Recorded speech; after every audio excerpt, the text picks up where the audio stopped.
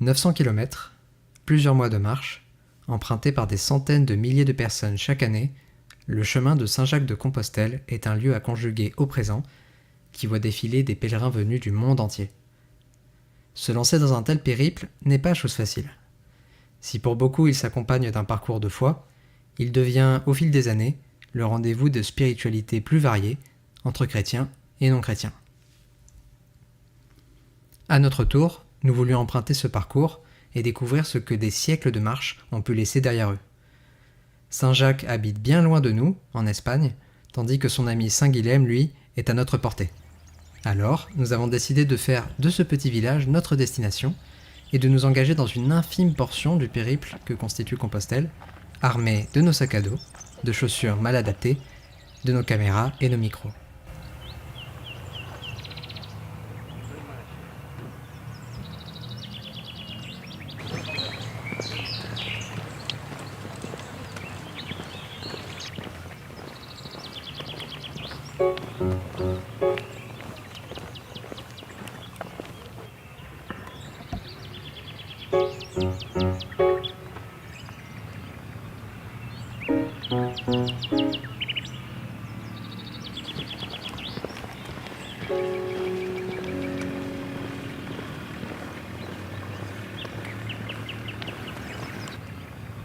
Toi qui n'es jamais venu, Lucas, t'en penses quoi? De ce lieu-là? Ouais. Bah écoute, pour l'instant je vois pas trop la connexion avec Compostelle, mais c'est très très beau. Genre dans les rochers. Mais il faut passer par Saint-Guilhem. Oui, Il faut faire Saint-Guilhem, hameau de Barry. Disons qu'on commence en douceur. On a un départ de trajet qui donne envie. Peut-être qu'on en aura un peu marre dans une heure ou deux. Une heure ou deux qui seront un pourcentage absolument infime de ce que parcourent les pèlerins. Mais voilà, c'est un mini aperçu. De toute façon, on ne prétend pas prendre une posture équivalente à ceux des pèlerins. On cherche juste à découvrir un peu le parcours qu'ils font et par quel paysage ils passent. Et en ce sens, je trouve qu'on est pas mal.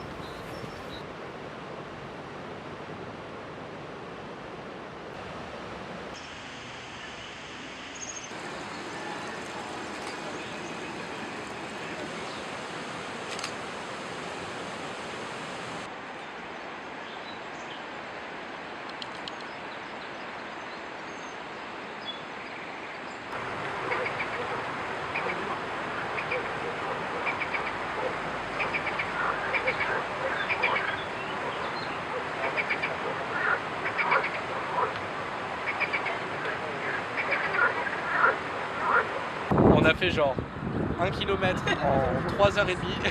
On est très heureux d'être arrivé. C'est vrai qu'on se rejoint, mais bon, on peut pas faire Je sais pas ce côté-là. J'ai pas dit. Mais arrivé sur place, pas de coquille Saint-Jacques et encore moins de pèlerins. Malgré une certaine inertie et des doutes qui commençaient sérieusement à s'installer, notre chemin nous a menés à la porte de 2 habitants de Saint-Guilhem-le-Désert qui allaient peut-être pouvoir nous aider à retrouver les pèlerins. Bonjour.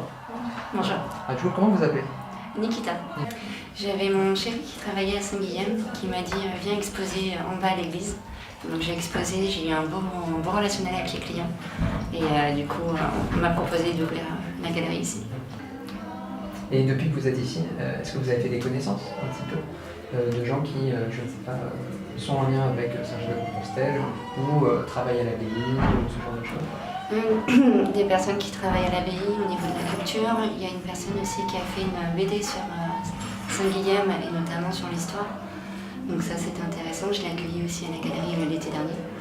Voilà, après tous les commerçants, les habitants aussi.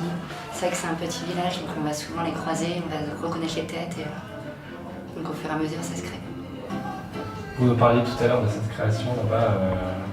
Vous disiez que c'était 150 personnes qui avaient participé. Oui. Est-ce que c'est des gens du coin ou c'est quelque chose que vous avez ramené avant Non. Alors, dans les œuvres collectives, il y en a plein qui ont été faites dans les Hauts-de-France par exemple, là où j'habitais avant. Mais celle-ci a été réalisée ici à la galerie en plein mois d'août. Et donc j'ai vraiment des personnes de tout horizon, toute la France, mais aussi des étrangers et des personnes qui ont fait Saint-Jacques-de-Compostelle. Donc sur celle-ci, je n'ai pas de coquille Saint-Jacques, mais bien souvent sur les œuvres collectives, j'ai quand même une coquille Saint-Jacques qui se cache. Alors moi, je m'appelle Jacques Prouget et je fabrique donc, je suis centonnier et je fabrique des guillèmes. Le nom de Saint-Guillain-les-Déserts est présent dans ma fabrication parce que c'est Saint-Guillain-les-Déserts qui m'a mis le pied à l'étrier. Et c'est grâce donc à ce village-là, moi qui suis de Montpellier de 11 générations, donc le guillem, on le retrouve sur Montpellier, mais j'étais chef d'entreprise et pas du tout centonnier au départ. Je suis devenu centonnier, puis maître centonnier, et je fais partie des 3 centonniers choisis pour le prestige provençal. Donc je suis languedocien et je vais de l'autre côté du Rhône montrer comment on fait du santon dans le Languedoc.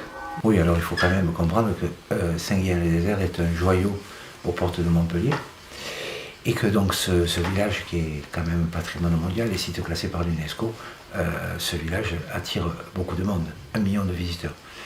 Je vous ai dit quand même que j'étais chef d'entreprise et je n'ai pas oublié que j'étais chef d'entreprise. Et donc s'installer ici, c'était une partie de réussite.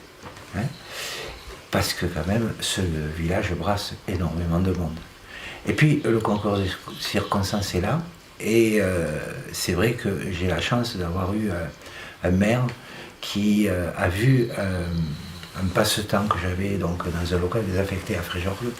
Je m'amusais à faire des répliques de vieux métiers. C'était plus une crèche, c'était prendre sur archive des métiers oubliés et les reprendre donc en refaisant un charron, un étameur, un rémouleur, un borrelier.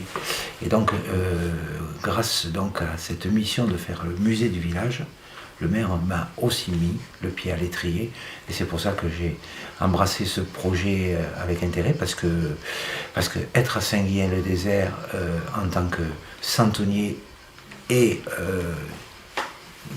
propriétaire d'un musée, c'est quand même intéressant. Alors donc, voilà un petit peu notre façon de travailler. C'est que continuellement, je suis en train de chercher des équilibres et surtout des déséquilibres. Et j'arrive donc à cette folie-là. Voilà un petit peu comment on s'amuse, nous, à faire des vrais santons qui sont en mouvement complet. Et mon but, c'est ça, c'est de reprendre en argile des choses un peu folles. Donc, faire un santon comme celui-ci, la création, c'est à peu près 2 jours et demi de travail. Le tenir, donc, j'ai passé quand même plus d'une journée pour trouver la solution de le tenir debout au moment de la cuisson. Donc, si je vendais ce santon en pièce unique, je l'aurais vendu très cher, je l'aurais vendu sur 3 jours de travail. Et là, je vais faire un moulage, et à partir de là, je vais tirer donc les clones. Alors, en le peignant différemment, ben, vous avez votre propre santon et pas celui du copain. Donc, à moi de travailler aussi d'une façon artisanale pour que chaque santon soit complètement différent les uns des autres.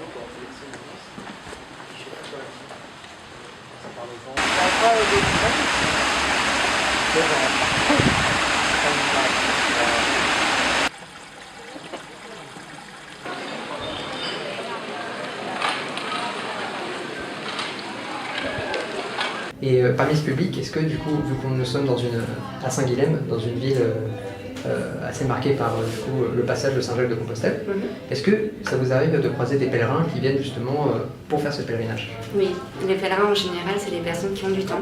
Donc du coup, ils se baladent, ils prennent le temps d'observer et on a quand même de beaux échanges. Ouais. Pas moins de pèlerins, mais du coup peut-être plus de gens qui le font, pas forcément pour des raisons religieuses. Oui, alors il y a ce cheminement intellectuel est là, mais il y a aussi, donc oui, la religion n'est pas loin non plus. quand on discute, c'est vrai que ce ne sont pas que des pratiquants qui font le chemin des Saint-Jacques de Compostelle. Mais c'est un challenge peut-être que l'on se donne, c'est une façon de voir si on en est capable. Mais beaucoup de gens nous disent que quand ils ont pris le goût et quand ils ont fait les quelques premiers kilomètres, ça devient dévorant et puis ouais, ils continuent. Tant mieux pour eux. Ouais, je ne l'ai jamais essayé, hein. Un jour peut-être.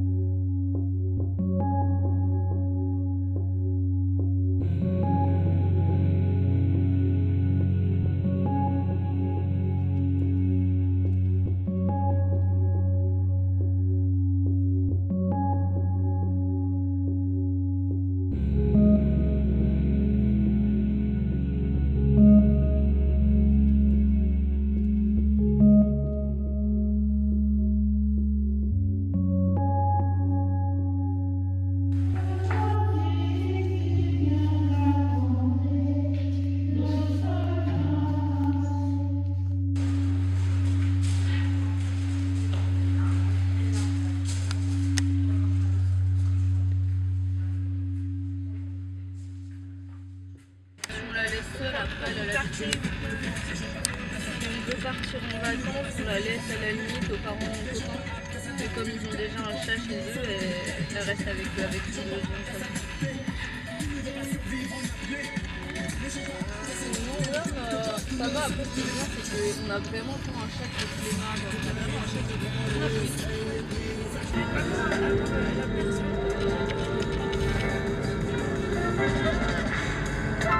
De Montpellier. Mais pourquoi il n'y a pas d'autoroute? Oula, il Ah oui, parce que c'est que... Non, oui, c'est parce que c'est juste avant l'autoroute. Ok. Mais ouais. C'est la voie rapide, quoi.